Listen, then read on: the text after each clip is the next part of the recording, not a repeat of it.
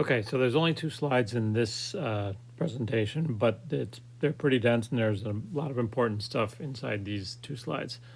First one talks about, actually both of these talk about implicit differentiation. We know how to take derivatives when a function is solved for y, but sometimes solving for y is quite challenging, and sometimes you could solve for y, but it might be more efficient to not solve for y and just take the derivative. If you're looking for the derivative, you're generally going to say, I'm taking the derivative of y with respect to x, or dy dx. So in this quantity here, which is the product rule, I'm going to start by taking the derivative of the first. The derivative of x with respect to x is 1, and then just leave the second term alone. Then I'm going to take this product and take the derivative of the second term. So I'm going to leave the first term alone, leave that x there. The derivative of the second term is 2 times y, but then because I want everything with respect to x, I've got to remember to include this y prime, which represents the derivative of y with respect to x. I don't know what y is because I didn't solve for y, so I'm just putting in a placeholder that says when I do know what y is, I need the derivative of y with respect to x. So that's implicit differentiation. Anytime you take the derivative with respect to x, it's just pretty straightforward. But if you take the derivative with respect to y, you need to include the extra y prime term. Now to find what the derivative is, you're going to solve for y prime. A lot of times solving for y prime is a lot easier than solving for y in the original. So I'm going to take this, move the y squared to the other side, which makes it negative, divide by the 2xy. And now y prime, which is the same thing as dy dx, is negative y over 2x. This function, like I said earlier, would be actually quite difficult, if not impossible, to solve for y. So we're going to do implicit differentiation because finding y prime will give me a function that could tell me the slope at a certain point. Okay, since we're looking for the slope at the point 3, 1, the first thing we need to do is make sure that 3, 1 is actually on this curve.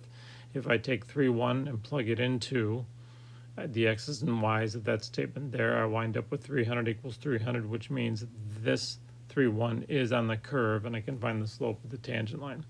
I use Desmos to graph it, so I typed that crazy looking thing into the first line of Desmos, and then I had to plot a point, and I can zoom in and see that that point is indeed on the figure 8 curve that we're looking at. This is the answer, so we'll be able to check our work in a second. Okay, so back to the process. Taking the derivative implicitly means take the exponent down, so 3 times 2, the exponent comes down and gets reduced by 1, so 1. And now I need to take the derivative of the inside material because of the chain rule. The derivative of x squared is 2x. The derivative of y squared is 2y times y prime. I don't need to use the product rule here because I only have single-termed expressions, unlike this one over here that had two different statements that are multiplied together. On the right side, I've got 100x times y, so I'm going to have to use the product rule. I've got an x function and a y function, so 100 times the derivative of x, which is 1 times y, plus 100x times the derivative of y, which is 1 times the y prime, which is all written over here. So now what I've got to do is solve for y prime. Since this is still a whole lot of stuff, and since I'm looking for the slope of the tangent line at 3, 1, I can make all the x's and y's disappear by plugging in 3 for x and 1 for y. So doing that gives me this line here. And now to solve for y prime, just a little bit of straightforward algebra. I noticed that all these numbers were multiples of 10, so I went through and divided everything through by 10 to get this statement here. Solve for y, and we get y prime is 13/9. So the slope of the tangent line is 13/9. If I use point slope form and plot it in Desmos, I can see that at the point 3, 1, having a slope of 13/9 does look like it hits the figure 8 curve as a tangent. So again, please pause and copy all this stuff down. There is a little bit of learning that happens when you write this stuff down. I know you could take a screenshot or you could just maybe print this out, but there's some research that says taking the time to write this out and walk through it on your own helps put it into your memory a little bit better.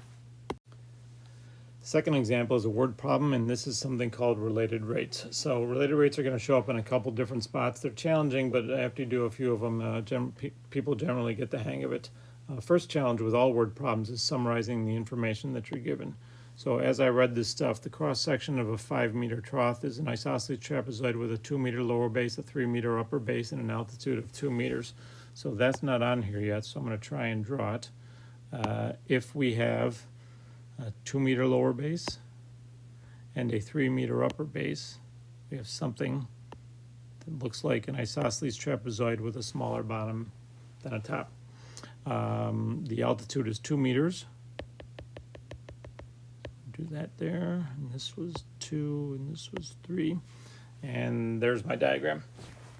If I were to make a couple other notations on this, if the bottom is 2, then if I were to extend the altitude up on both sides, this is 2, and this is 1, and that's 1. No, that's not right. This is 0.5, and this is 0.5. Now that totals to be 3. All right, moving on. How fast is the water level rising? So there's the question. So I wrote down find dH dt when the water is 1 meter deep.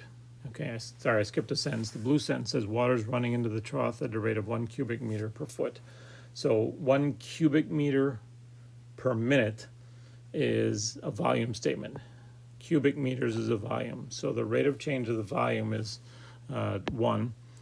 You're asked to find the change in height over time, and when the height is 1. So to make that a little bit more clear, we want to know what happens when the height is 1. So we have 1 here, and we don't know how quickly the height is changing. How quickly is the water going up? Okay, so the next step is probably the hardest step. We need to come up with the formula for the volume so that we can take the derivative and then figure out dV dt. The formula for volume of a isosceles trapezoid trough is the area of the trapezoid times the depth. And the depth is, if we turn this into a three-dimensional figure, that goes backwards like this. So now it's hopefully looking kind of like a three-dimensional trough.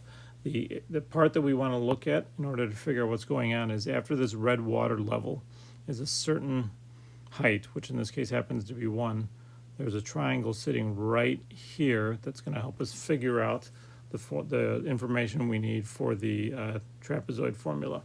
So what's happening is this is still a width of 2, but now we have an unknown length here and here, and that's going to be the top part of the statement right here. So 1/2 base 1 is still 2. The bottom base doesn't change. Base 1 is 2. The top base is now 2 plus a couple of these unknown x statements. So the top base is 2 plus 2x's. So that's the first part of the formula. The height we know is going to be 1, but for now we're going to leave it as h.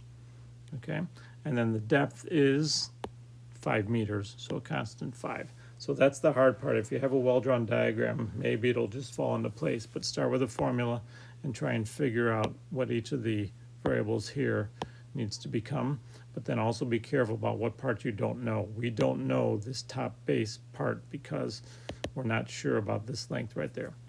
Okay, so when I do a little bit of simplifying, we get a statement that says I move the h and the 5 out front, so 5h over 2, 4 plus h over 2, there's my volume statement. I can now finally take the derivative. The volume with respect to time is going to be this stuff, but because we need the volume derivative with respect to time, and because these are h's, we need to include an h prime. So the derivative of this is 10 times the derivative of h is 1, but then I need an h prime, again implicit differentiation. Derivative of this is 5/2 h times h prime, and h prime is dH dt. So I change that h prime and dH dt, factored out of both of those terms, change that h into 1 because we were told the height is 1, that's what we're interested in, and we know that the volume statement, the change in volume, or the rate of change of the volume is 1. Now the only thing we don't know is dH dt, and we can solve for dH dt.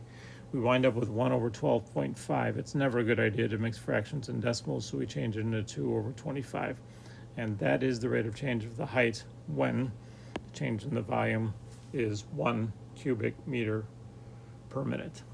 So again, what I need you to do is stop the video, copy down all the stuff in your notes, and come to class prepared with questions. I'm not sure that this is something that you're going to see just looking at it one time, but this part here is usually the kind of the tricky part.